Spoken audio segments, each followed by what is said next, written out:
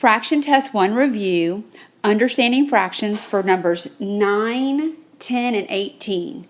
This review is going to focus on adding and subtracting fractions in mixed number, where regrouping is needed, and renaming a fraction or improper fraction as a mixed number will also be covered. Let's start with number 9. Number 9 is a subtraction problem where you have 3 and 3/5 minus 2 and 4/5. So we're going to start with the circles that I have to the left. I'm going to show you what this looks like in picture form first. And we know that we have 3 whole pizzas, and those whole pizzas are divided into 5 equal pieces, and we have 1 whole, 2 whole, and 3 whole pizzas. Now this pizza that we have that's left right here is not a whole pizza. We only have 3 of these pieces, which means 2 of them are totally gone. Like they're not even there. We don't have them at all. So we're not even going to worry about these. They're gone. So if you have these pizzas on a counter, this is what it would look like. You would have 3 whole pizzas and then 3 out of the 5 of another piece. Now, we're going to take away 2 and 4/5 of those pizzas. So we're going to eat them. Take away is eat them. So if we eat 2 whole pizzas, we could totally eat this one and we can totally get rid of this one. Those are gone. Now, let's eat 4/5. Well, if I'm going to take away 4/5, I can take this whole pizza and I can eat 4 out of the 5 pieces. There's 1, 2, 3, 4. Now, what does that leave me with?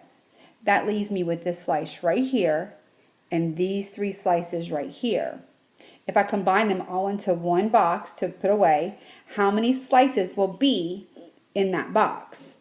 Well, I have 1, 2, 3, 4 slices. To make a whole pizza, I would need 5, so I have 4 out of 5 slices. So my answer is C, 4/5. Now, if I didn't have these pictures to look at, how would I do that? It's really the same thing. You just need to know how to rewrite your fractions. So let's do that now. I know that I'm going to have 3 minus 2 wholes. I know that. I'm going to save this for later because I'm going to need that. I'm going to subtract my fractions first. 3/5 minus 4/5. And right away I know I cannot take 3 from 4. If you look back at the picture of the fractions up here at the top, we did not take away from this pizza because there was only 3 slices here. We could not take away 4 when there was only 3. So if you're looking at this piece right here, that's exactly what it's saying. It's saying you have these 3 slices and you're going to take 4 of them away. You can't do that. So now I'm going to go and I need to go ahead and look at the number that went with my 3/5, which was 3. Now, that was these 3 whole pizzas right here. Now, I'm going to add to that one pizza that only have parts with. So I'm going to say, okay, I'm going to leave these 2 whole pizzas and I'm going to break this one up into 5 equal pieces, right? So that would give me 2 whole pizzas and then 5 out of 5 of another one, correct? And I'm going to put all of these pieces together. So I'm going to take these 5 right here and I'm going to put them with these 5 right here. Let me use another color so it's easier for you guys to see because it's getting a little messy. Okay, so let me erase and let's do this again so you really can see. Because I know this is getting confusing. So let's go ahead and start over here. All right, so let's just talk about what I just did. Okay, now we need to know that we only have these 3 slices here. We have 1, 2, 3 whole and 3/5 of the other. These are not a piece of our picture. They're gone. Okay, now let's go back and do that again. Now, I'm going to keep these 2/5 whole, right? And I'm going to break this pizza up into individual slices. And I'm going to combine these 2 pieces together. So if you combine these 2 pieces together, that means to add 5/5 plus 3/5 will make 8/5. Now, I'm going to take those 8/5 right here, 8/5, and I'm going to subtract it from this fraction right here, 4/5. I can do that. I can take out of these 8 pieces, I can take 4 away. Well, that's going to give me 4/5 of a pizza right here left. Now, let's deal with my whole numbers. I no longer have a 3 here. This 3 became a 2 when I took out a whole for the fraction. So now I have 2 minus 2, which is 0. So my answer is 4/5, which again I have right here. And I've shown you that in 2 different ways. So what you had to understand to do is you had to understand how to take one of your wholes and combine it with your fraction pieces to make an improper fraction. So I actually changed 3 and 3/5 to an improper fraction. All right, let's move on.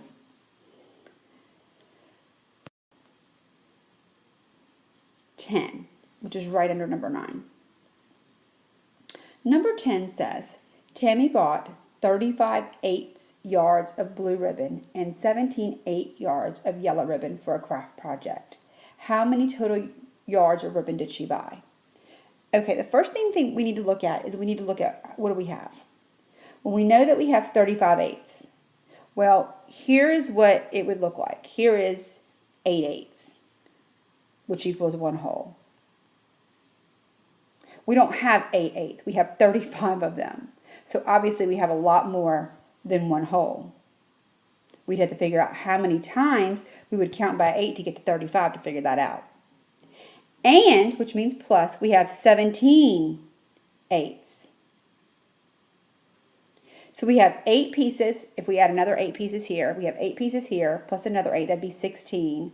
Plus another 8 would be 24. Plus another 8 would be 32, right? It's a lot of pieces. Plus, could we go another 8? No, we'd have plus another 3 pieces after that. So we would have 4 whole pieces here, right? Plus another 3 for 35.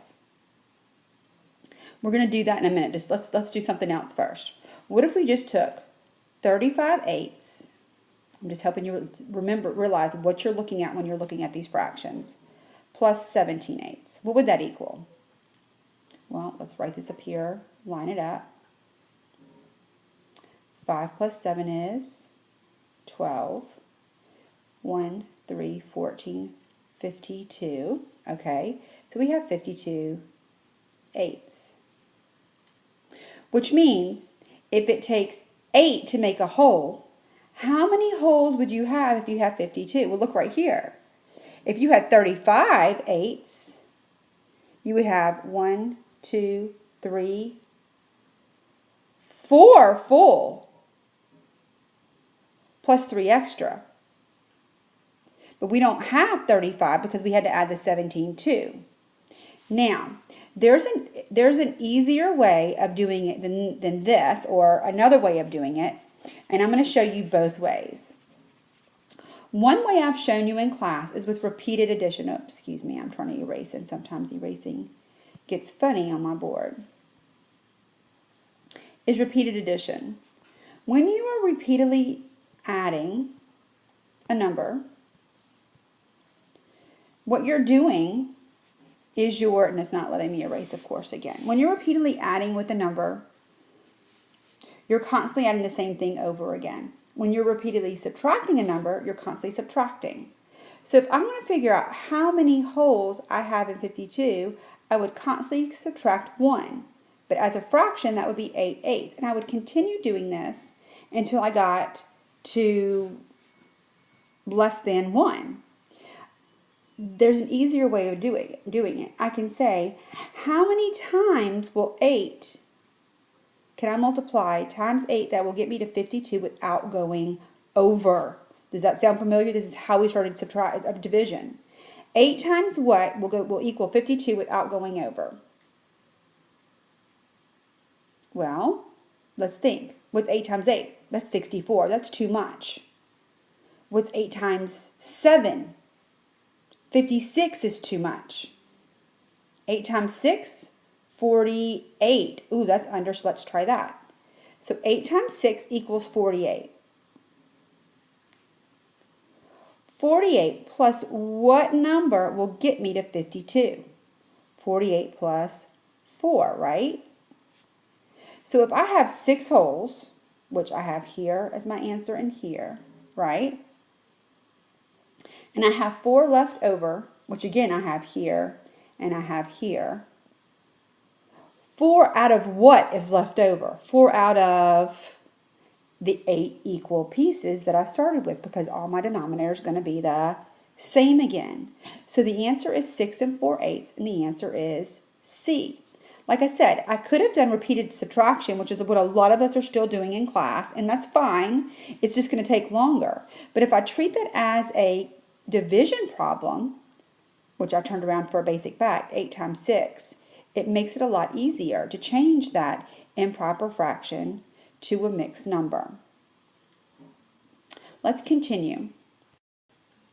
Number 18 is a combination of both of what we just talked about. Let's talk about that. It says, Maddie and McKenna decide to make chocolate chip cookies for a party. They needed 3 cups of chocolate chips in order to make the amount of cookies they wanted to. Maddie bought a bag that had 1 3/4 cups of chocolate chip. That's an important thing. So Maddie's bag is 1 3/4. McKenna bought a bag of chocolate chips that was 1 1/4. Okay. Which statement best describes the amount of chocolate chips the girls have and if they'll have enough? So I'm answering 2 questions. How much do they have and will they have enough? Well, first I need to add, right? Because they have these 2 together. So I'm going to add 1 3/4 plus 1 1/4. My whole numbers together, 1 plus 1 is 2. 3 plus 1 in my fractions is 4. And that's 2 4/4. Well, I know that 4/4, you have to know this, makes a whole. So 4/4 equals 1 whole. And if I have 2 here and then 1 here, my answer is 3. How many cups did they need? They needed 3 cups. And they have exactly 3 cups. So do they have enough to make the cookies for the party? Yes, they have the exact right amount. Okay, so now let's go read the questions and read the answer choices, and see which one is the right one. Let's go. A. They will not have enough chocolate chips because 1 plus 1 is 3. Well, number 1, 1 plus 1 does not equal 3. And number 2, they do have enough, so A is incorrect. B, they will have enough chocolate chips, that's good, for the cookies, but they don't really need to measure. Well, according to the recipe, they do need to measure, so we're not going to count that. C, they will not have enough. We've already said they will, so C cannot be the right answer.